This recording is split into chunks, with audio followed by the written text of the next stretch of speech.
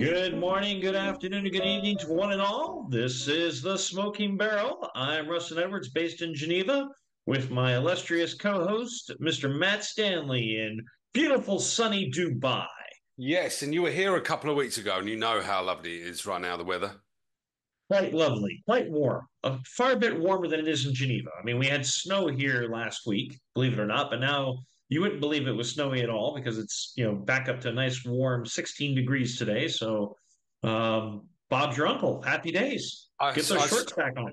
I saw Tropical Storm Bert was running amok well, especially in the UK. There was weather warnings everywhere. Well, Flights cancelled let, yesterday. let's clarify. That's not a tropical storm. That is a winter storm. We're Well, recycled back to the beginning of the alphabet again. any way that you can put the word tropical against UK, I think the UK Meteorological Department, however you say that, would jump at the chance. So we'll stick with Tropical Storm Bert. Well, with the amount of rain and the amount of foul weather that the UK had experienced over the weekend, yeah, it was a fairly nasty weather day for them. Well, it was a bad day if you went to Gatwick Airport because there was an unexploded bomb that was found on Saturday, so that was a nightmare. And then most Football. flights, yeah, then most flights were cancelled yesterday because of Bert. So yeah, it's a bad weekend. But anyway, that's a shame. It's there's lots going on. But of course, Thanksgiving coming up this weekend. You excited? Yeah, You're going to get get your your turkey out? turkeys, get your stuffings, get your cranberries, get ready for an 8-hour cooking extravaganza. Oh, I We were can't wait. we Can't were have wait. we were having a debate, viewers, before we came on today, because Edwards told me it's sacrilege to cook a turkey at Christmas. Now, listen, I did not say sacrilege. I said that is just not the proper time. That's a goose. Christmas is goose for yeah, ham, all right, but Bob goose. Cratchit. Listen, listen. It to us, and us British, it's turkey. You can have a goose as well. I mean, we used to have beef and everything, and hams, and we have everything. Anyway, forget about what poultry we're going to cook on Christmas Day and Thanksgiving. Let's talk about oil. Well, hey, look at this. Where we're at, we're basically sideways from where we've been pretty much all month. 74.65 in the front month.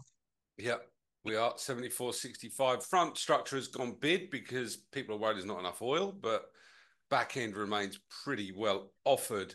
But we were just saying, weren't we, a minute ago, that the high we've seen in October for Brent is 76.24 and the low is $70.72. Pretty much slap bang in the range. I know we haven't been on for a couple of weeks. When we were last on, which I think was the early Plus the end of November, early November. Yep. and it was trading, I think, at 74.94 when we were on there, and now it's at 74.65. So if you've missed out, you haven't missed a great deal. In fact, I would say the market's been waiting for the smoking barrel to make a return. Well, of course, because I mean we're going to pontificate on different market inputs that are going to be coming to fruition over the next 7 8 days. So as the market takes our input and looks at what's going on, we'll see which way the direction traders want to push things. I think this kind of level, I think, to be honest, if you sort of boil it down, I know, and I've put this in my commentary this morning. If you take yourself out of the glow of dynamics that are happening intraday, there's still lots going on. There's the unfortunate conflicts going across the world. There's the Trump trade, which I know we're going to talk about later. But if you sort of boil it down, I think with Thanksgiving coming up, Christmas coming up, I think $75 stays pretty protected throughout the end of the year, don't you?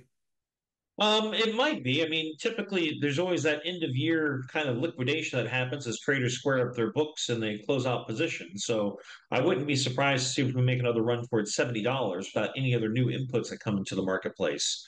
But I think that'd be a short-term dip, if anything, and we probably do end up closer to 73, 74 by the end of the year, unless there's some massive change in the geopolitical spectrum that causes a rally to go higher, which I don't see that happening anytime here soon. Despite all the rhetoric we had last week from Russia against the UK and the US and the escalation in Ukraine, which Yeah. provided a lot of support to the market, it was a waning support. Yeah, it caused a 4.5%, 5% move in flat price upward. It caused a rally in structure by about 45, I'm sorry, 85 cents, but not much more after that because On the flip side, global demand still is not there to support the higher prices. No, and I think that's right. I mean, I think we're gonna be on. It's National Day holidays, or they call it Eid al Etihad now. Some National Day holidays here in the UAE next Monday, Tuesday. But we'll be back later on in the week, and we're going to do a sort of review of what happened, what has happened, what things have looked like. And I know we've been fairly reflective all year on what the big talking points have been. And look, spoiler alert, China. That's the big talking point, isn't it? I mean, if we're going to look at what has dominated headlines, and yes, we'll talk about conflicts in a minute. I know we've got to talk about Donald and the Trump trade, but if we were to boil it down, and I don't, like I said, I don't want to give away what we're going to talk about next week because we're not sure ourselves yet. That's the beauty about oil markets. It can change in a heartbeat, right? We could be talking about something completely different. But for me, so far this year, the biggest takeaway is plateauing Chinese oil demand. I can't think that if you're going to look back at 2024, or the second half especially, that to me is what is dominating in the background. The sort of bubbling under the surface. It's Chinese oil demand, and has it reached a peak? Well, that's just it. I mean, has it reached a peak? And there are people who are already calling for Chinese diesel demand to have reached a peak, just because of the influx of natural gas powered vehicles being used in heavy industry. Yeah. Um, but Well, we called nevertheless, it, it right? is you say again. We called it, right? I mean, it was this. Well, Uh, we were always questioning the numbers on Chinese demand because people had very high expectations of China as it was going to come back to the same economy that it had back in 2017, 2016. yeah, Um, and they have, as from what I see and what I read, they have built out what they've built out. There's nothing more for them to build because there is just no more incipient demand for those people to buy new apartments or new buildings, new houses, whatever. yeah, look, So it, yeah, it's and just not there. no, no, I agree. And the last month or so ago, this is something that we spoke about here. You can see this, right? About China's gas demand set to peak in 2026. Yeah. You got it? Yeah. I mean, this is 2nd of August, and we've been sort of banging that drum since then. And this has been quoted many times. You and I spoke about this before I headed off to Singapore for APEC, which was at the start of September, believe it or not. I can't believe that's It already. was September. That was basically that APEC was the death Yeah, knell for yeah, Chinese oil demand because it was during that week that everybody all of a sudden realized after speaking with people in Asia and probably speaking with traders from the various Chinese refiners that their demand is just not there. yeah. And look, I mean, this is pretty negligible. I mean, 2025, like I said, we're only 6 weeks away, believe it or not. And in between both, and then you and I's both of our birthdays, we will be accepting gift vouchers this year, by the way. At smoking barrel at essex.com. No, I'm joking. Yeah, it's fairly negligible. What's good around here is when we see Chinese gas or demand peaking, and a lot of people have, I wouldn't say jumped on the bandwagon because people have been harping on about this for a number of years now, but this is certainly the main takeaway. And when Elif came out with this article, my colleague here, um, when she came out with this article, we reacted to it like, wow, this is quite a big deal. Look what's going to happen in terms of the distribution of sectors who are the main gas or demand users, and you can see what's happening. But now it's like it's been baked into the cake. And even after all this came out, flat price started to wane, and APEC really sort of saw that on that next trajectory path where Brent has been trading this sort of $70 to $78 a barrel range we've been stuck in since then. Really, everyone was waiting for Chinese stimulus, and there has been some Chinese stimulus. They've come out about government property. Um, Oh, there's what the been Chinese. significant Chinese stimulus put into the economy there. But again, it's all focused on reducing strain on local balance sheets, not stimulating directly economic growth. Yeah, Uh, exactly. because It's they've got to clean up they got to clean up the debt. Now, it'd be interesting to see what your analytics have to say about gasoline demand, couple that with diesel demand. Because if you've got peak gas oil demand in 2026, as your analysts are saying, which would mean that their crude consumption could still maintain at a fairly high pace just because they have other products they're producing outside of diesel. And so you could see Chinese runs still sitting at 13, 14 million a day with higher diesel exports. Yeah, I know we covered that. I was trying to desperately find an article before you finished. Oh, But no, there's a few things that happened. There was an article I think it was Zamir, my colleague Zamir, yeah, put out yesterday. Sorry, end of last week around this very, what is happening with Um, uh, Chinese refiners are caught long 4% export VAT will alter Asian clean product flows. Reach out if you this want is to the know. change in the export duty tax that, or the Yeah, processing tax that China implemented.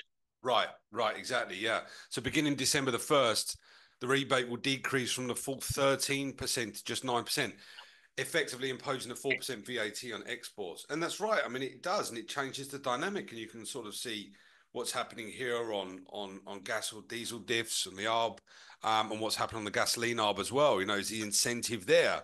This really does get into some great detail. So it's one to read just before you want to go to sleep.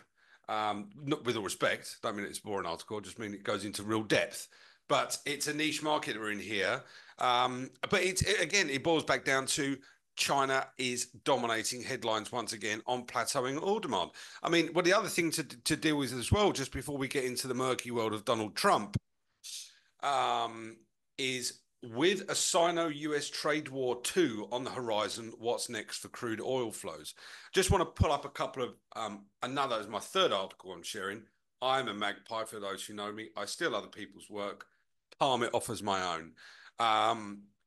US crude oil arrivals to China surged by an impressive 211% year on year in 2020. Obviously, COVID.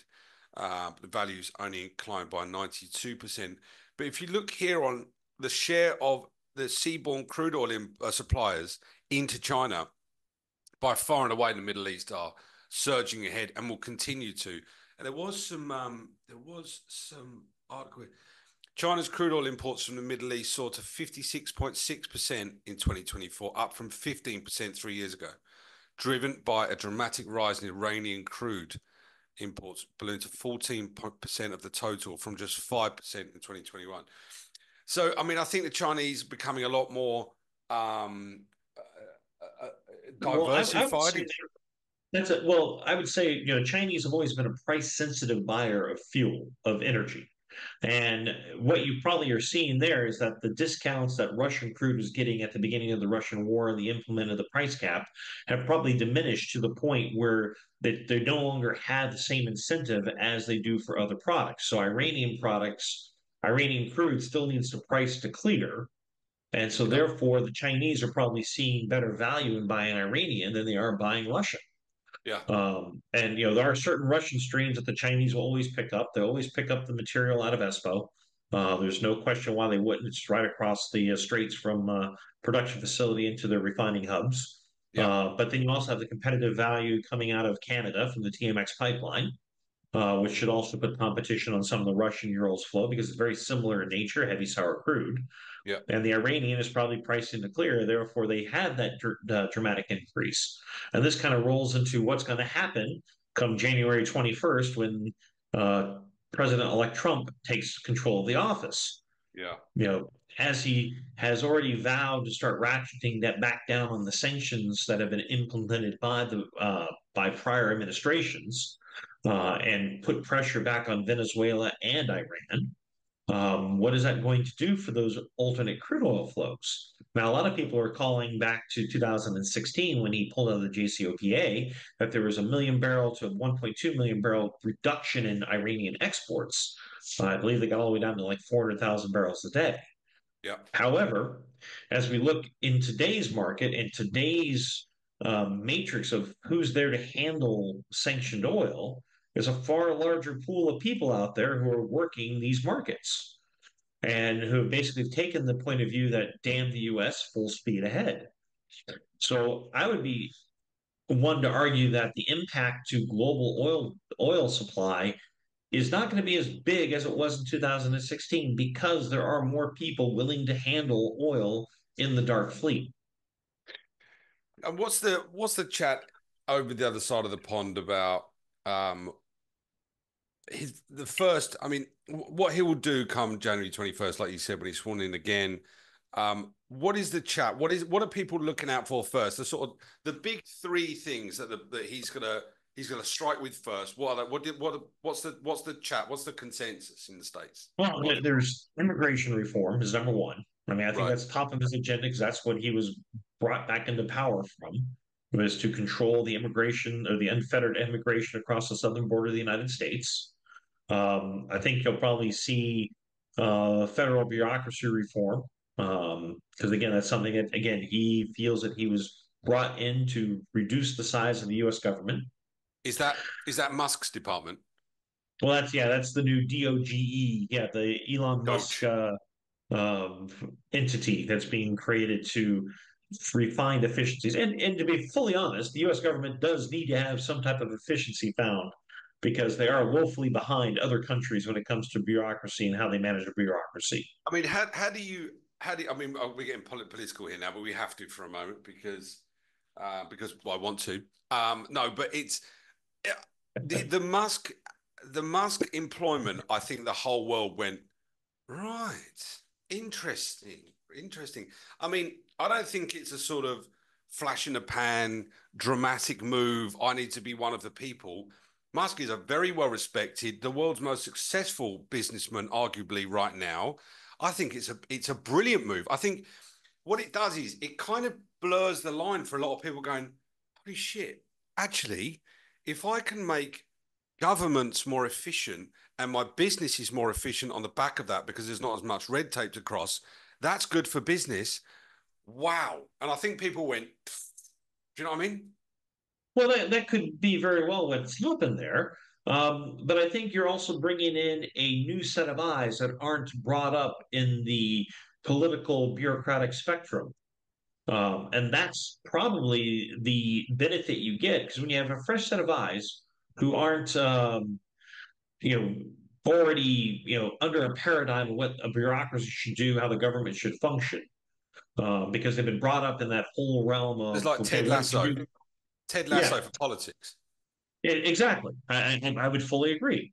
That's exactly what it is. It's like Ted Lasso for politics. But that's Uh, amazing. So hang on, but you have to balance that with that kind of potential um, you know, I'd say dog off the leash risk. You have to balance it with someone who's going to go, whoa, whoa, whoa, whoa, whoa. I understand you want to make things more efficient, but there's still a constitution. There are still laws. There are still ways that there you are have to do it. there are processes and procedures that have to be done. So you just can't kill a department in the U.S. government because if it was created under a codified law by the U.S. Congress, the Congress has the rights to repeal and reject and resign and redesign that bureaucracy agency. Call it agency XYZ, if whatever you want. Now, under the and there's debate around this, is that because departments sit under the executive branch, i.e., under the purview of the president has the right to hire, should have the right to hire or fire people within that branch or that Yeah, bureaucracy line. yeah. So the idea is that the president should have the right to he can eliminate a bureaucracy by just firing everybody, even though the Congress says that bureaucracy has to exist, and then he doesn't have to hire back into that bureaucracy. Right. Okay. It's interesting though because I would have said immigration number one, in terms of acting upon the manifesto that he set out, and then I would have said energy policy number two. But you're saying bureaucracy will be the second biggest. Well, I think Uh, that will be the biggest one of his first acts as he gets at the desk and starts doing the executive orders, which they've already created. It just requires him to sign and stamp and issue them. I mean, the first one, of course, will be reversing all the ones that Biden reversed when he took control of the Trump after Trump's first presidency. So that will be the initial one that goes out, and then after right. that, there'll be Naturally. the Yeah. Yeah. border controls. Yeah. Um, and so there's a whole laundry list of things that'll go out in the first day. It's like being in control. It's like being the admin person on a really important WhatsApp group, isn't it? Right. You're out. You're out. Okay, you can come back. You can come back. Where have you been? That's essentially what it is. No, look, I'm kind of joking around, but talking about the Trump trade, and I know I'm asking you questions here, and this is a format we answer questions. We ask questions to each other, but I'm really interested to hear because the Treasury Secretary appointment of the weekend, excuse my ignorance of the guy's name, was largely cheered by everyone in financial markets. That was not. It seems like at no point during this Trump administration, there's no sort of shock. There's no sort of like, oh my God, it's the end of capital. It's the end of democracy or whatever, however you want to coin it. It seems like every stage he's been very calm. There's been no bullshit nonsense yet we've seen on X or anything like that. No sensationalism. It's been, this is what I'm doing. These are the guys who are going to come in. And everyone he's appointed, everyone's kind of gone, all right, okay. And the market has gone, yes, the Trump trade is through the roof. The dollar's strong. Equities are doing really well. Obviously, Tesla's gone, great gun. Crude oil's steady. I mean, it seems like this is a globally endorsed appointment. Is that hyperbole, or is that how you view it and how your American peers view it as well? I would say that the same angst and virtual that was out in 2016 when he won his first election is spent. There's not, I mean, Okay. it's kind of like they all kind of shot their collective strength in that initial against his whole presidency for 4 years, and then the attacks that he took on for the next 4 years through all the different court hearings and court cases against him, and the two impeachments. I mean, they threw the kitchen sink at the guy, Yeah, yeah, and yeah. he came back for another round. And as he's coming back in, there's no and I think the American people, honestly, are just tired of the fact that okay, the guy kept getting beat up, and still kept coming back for more. Like, okay, fine, keep throwing it at me, keep throwing it at me. I'll still win. I'll still win. And so far, he's won. Like it or lump it, he's won. And I think there's a bit of acceptance that okay, great, he's president for 4 years. After that, he's done. He's out of office. He'll never be president again. Right. And I think this time around, which is different than the last election, is you didn't have the same tightness as you had in the Biden Trump election. It was a very definitive result for the Republican majority in the Congress, a Republican majority in the Senate, and a Republican president. And so, with that in hand, there is no resistance, and the resistance doesn't have any more juice because what are they going to resist? They can't really resist. Okay. I Okay. think there will This is be. this is this A, is really interesting from my point of view because it seemed like 8 years ago, Donald was justifying himself as to why he had been voted in. The public voted for him, but it seemed to be like, no, this is why they voted me. Now there's like, okay, well, you can, I was going to swear here, but I won't. well, But there is a difference. There's a difference. When he won the first time, he didn't win the popular vote. right, He lost the popular vote, but won the electoral college. When Biden won by almost, I believe, it's almost 10 million more votes, right, 81 million votes. This time around, I think in the final vote tallies, there's about a 5, maybe 4.5 million vote difference between Trump and Harris. yeah, But Trump won the popular vote as well as the electoral college, as well as the House and the Senate. okay, And with okay, that, it's harder for people to say, "Oh, you're not." There was the big rallying cry when he won the first time. Oh, he's not my president. He's not my president. Well, you don't have that now because people are tired. I think the American people are tired of that type of malarkey from a lot of different people, a lot of different angles. And B, he's got a majority. okay. It's just yeah, it's interesting, isn't it? Because I was thinking, right, and someone looking in, surely he's going to say, no, we're going to change the constitution. I'm going to try to because I haven't run two concurrent terms. I think someone else they did that in the late 1800s or something, maybe in the US. Well, no, the only person ever to run more than 2 terms was FDR. Franklin Delano Roosevelt, and that's why the Constitution was amended to limit the amount of terms to two. Right. The convention was upon the election of George Washington, the first American president, he served only 2 terms and he stepped down. So it became the convention that no president should serve more than 2 terms. It was never codified in law. It was just the respected point that the commander in chief should only be in charge for 2 consecutive terms or two Okay. terms in general. So FDR was the first president to go and run for 4 elections and be elected 4 times. Um, and after that happened, they decided, okay, we have to amend the Constitution because that's a bit too long to having one person in charge of the government. Okay, gotcha. Thank you for that. See, Edwards 101. Now it's about US Constitution. We're all more enlightened. But okay, so then you're talking about it, it's his legacy, right? That's what people will look at. Okay, if he's not gonna go up against the Constitution, that he should be able to serve 2 consecutive terms, not one 4 years ago or one 8 years ago and one now, etc. It will be what he leaves behind, what his legacy will be. And it seems like that is going to be set up for someone who's going to be in his government right now. Now, we can opine Well, on I that, but we think won't there's a not bit going to of do that that. yet, right? But I honestly think, not to digress away from oil markets too much, that in my opinion, Trump is going to be batting for the Nobel Peace Prize. That is going to be the pinnacle of what he wants to achieve in his second term. And I Really? say So, that okay, but you mean that in terms of talking a peace deal between Russia and Ukraine and in what's happening in Eastern Med? peace in the Middle East, peace Russian Ukraine.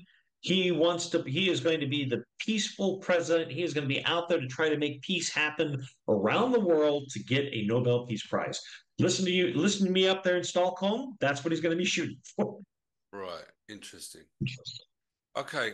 Look, it's going to be fascinating, I think, hearing people's opinions because the one thing that all this does, with Musk coming in, and we'll talk about the energy secretary in a minute, and Trump getting in, is that I think he makes it more like achievable for people to kind of go, well, if this guy's got in, he's a very successful businessman. I'm not discounting that. It's not like luck has suddenly fallen in his lap and now he's president once again. But his nomination as Chris Wright, the CEO, I think, of Liberty Energy in the States, as the Yep. next US Secretary of Energy. This is someone, when you compare to the Biden administration and whoever it was, I don't know who it was. I don't know who the current Secretary of Energy is. I think that you'd have to, if Google wasn't available, we wouldn't know. But I think it was a she, and I don't think she knew the volume of oil that or US were important a day. This guy is the CEO of Liberty Energy, and he is quoted saying, there is no climate crisis, and we're not in the midst of an energy transition either. He's coming in, and his council is going to aim to reduce regulatory barriers, right, which is what you've said, and promote fossil fuel production in the US. Well, and, That and I is think And I think really what you're going to important. see from the Trump administration versus the Biden administration, you're going to see a pivot away from the Inflation Reduction Act into something that's going to be more concurrent with development of U.S. energy infrastructure and U.S. energy production. Right. And that's how I think this is going to happen. So I think your Paris Climate Accords, like the recent agreement out of COP 29, for the $300 billion to developing nations to combat climate change, you probably will not see one penny from the United States. Yeah. Same thing with anything that comes out of the IMO, global carbon taxes, all of that's going to be kicked away, saying, thank you very much, we're not playing. I mean, it's amazing how quick, and like I said, we touched on this before, that his somewhat humble acceptance speech or victory speech he made in Florida, Donald, the second thing he mentioned was liquid gold. We're going to drill, baby, drill. And there was, what was the guy's name? Thomas Pyle, president of the American Energy Alliance, describing him as an excellent choice for the position. Well, of course he is, Tommy boy, because you're going to be able to drill more. However, environmental advocates expressed concern over his appointment, citing his dismissal of climate change and potential policy shifts favouring fossil fuels over renewables. Look, that argument will wage on, but you're right. I think that when you think COP 28, which was in the UAE, and there was a what did they call that was the COP of change, right? They called it. There was an agreement that people came to phase out fossil fuels. COP 29 largely not dismissed. It's still very important, but it certainly didn't dominate the headlines. Well, COP 29 almost fell apart over this whole paying money to developing nations who are going to be impacted potentially from climate change. I mean, Yeah, the fact that they were asking for 1.3 trillion to be sent to them from the developed rich world to their countries to help them combat climate change, and the number landed on 300 billion per year after 2035. Yeah, that's still a significant amount of money that's just being transferred from country A to country B. yeah, yeah. Yeah, it is, and I think it's going to be interesting to see. I mean, I'm not sure where COP30 is. I hope it's in Houston. That'd be hilarious. Um, no, I'm being facetious. I'm sorry. Let me find out where is COP30. Talk amongst yourselves. But it's interesting how quick Brazil. that. Where is it? Brazil. Brazil. Okay. Okay. Okay. Right. Right. Enough about that because it's only 20 hours up. But it's it it is an interesting sort of dynamic that I think the market's gonna weigh up, and what happens with tariffs, what happens with China, what happens with energy policy out of the States. Look, as a man in the oil market, someone who likes capitalism and people to allowed to do what they want, I think it's a very good thing. I think the appointment of this Liberty Energy guy, what was his name? Chris Wright, is a good thing. I think that dismissal of climate change and that renewable energy isn't part of the energy mix, I think is dangerous. But I think the whole world would agree with me there. Um, but look, that's enough of US politics. We've done that for 20 minutes.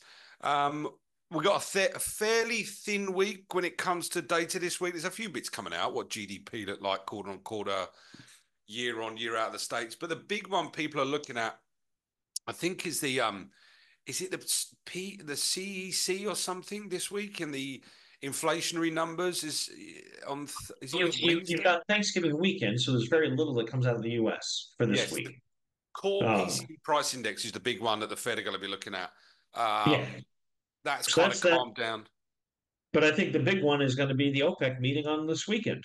The JMCC. They've already kicked the can down 1 month on the voluntary production, Yeah, and my guess, and I think talking global energy policies, OPEC's probably going to kick the can again. yeah, yeah. I completely agree. I mean, we came out with it. When was it? Start of the week. We actually don't see OPEC bringing back any oil at all next year. Yeah, I would fully agree with that, but I think the strategy that OPEC Plus is probably going to play is you can take this or like us, or OPEC, you can take some notes if you want to. Is rather than come out with an announcement saying we're going to hold on to these voluntary cuts till the end of next year, because they'll get an initial price response in the market. And then the market will again say, well, based on our current, we already had that in our supply and demand balances anyway. Yeah. So never mind. And it'll come back down again and they won't get any price support. My guess is that OPEC is going to slow roll these voluntary cuts for as long as they can. So if they come out on the weekend, they probably will say, okay, we're going to hold on to these voluntary cuts to the end of Q1, or we're going to hold on to it for another month. And they'll just keep bleeding this down the line to keep a supportive line in the markets right around 72, $73, because every time they put out that announcement, okay, markets will go up and they'll come back down. Up, market goes back up, comes back down. Yeah, I agree. I think until they really know what's going to happen with what Trump will do in terms of turning the screw on Iranian exports, is that going to upset the group's balances? I agree with you. I don't think anything will be done. I think it's far too early. They're also not going to call it out for do anything for a year because what are they going to do for the rest of the year? I mean, Yeah. how often? What else do you do? Like you know what you're going to do, but you can tell everyone you're going to do something different. It's kind of nice. Um, Well, and the other question I have is that as of January 1st, the new quotas come into play. yes.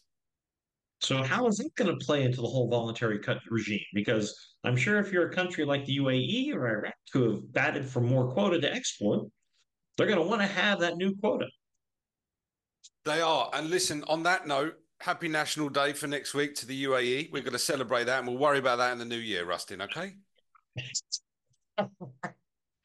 No, it's good to see you. And it's look, I think the I know we dominated today with the US, but I think it's a fascinating conversation. I think that I think people will have more, just before we wrap up, I think people will have more of an opinion about it this time. I think people will have won't be sort of scared to sit behind bureaucracy or political noise and not be afraid to voice their opinion about what a Trump administration might do, what these appointments may mean for the global wider macro environment. I think it's a good thing. I think to encourage conversation like that in what was previously a fairly murky world is only a good thing. Well, I think hopefully the dialogue will be far more constructive than the dialogue that we've had over the last 8 years, and focus more on policy, not on tweets. Yes. That's kind of how I hope we see things shake out because policy could be very well, but it always gets overshadowed by what did he tweet yesterday? Oh my God. Yeah, exactly. And Uh, I think initially we haven't seen any of that so far. And yeah, I kind of miss the odd random, oh my God, what's he said now? But I think for stability and people's anxiety, I think it started off okay. Well, let's see. To those who celebrating, happy Thanksgiving later on in the week. Happy National Day, everyone in the UAE. I will be happy celebrating National both of Day, those happy myself. Thanksgiving, Yeah. and we look forward to speaking to you all next week. Tune in for the next Smoking Journal. Ciao.